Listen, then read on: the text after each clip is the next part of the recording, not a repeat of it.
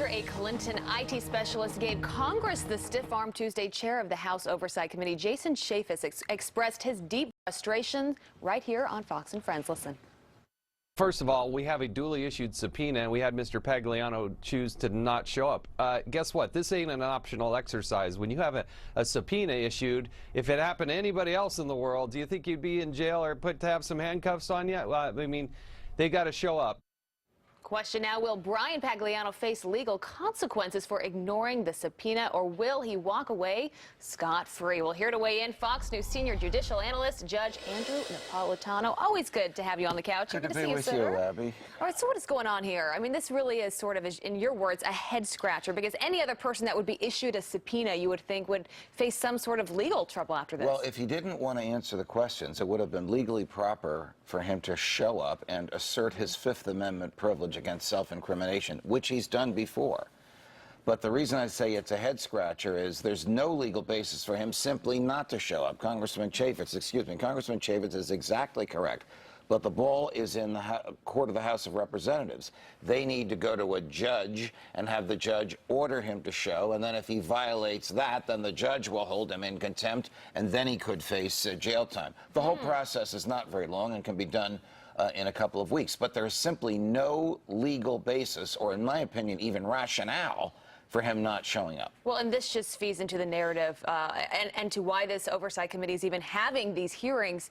The critics of this would say, look, the FBI has already made their decision. We already know that, you know, she's not been charged for this, right? So why are we still questioning those folks? Because the evidence of Mrs. Clinton's failure to safeguard state secrets that were given to her in her job responsibility as Secretary of State is overwhelming. The evidence that she lied about this under oath is overwhelming. The evidence that people that worked for her destroyed her mobile devices and irretrievably wiped clean her server is overwhelming. This is called obstruction of justice. And the FBI looked the other way. So when Congress saw this, they said, maybe this is a political decision by the FBI. Give us your records so that we can view them.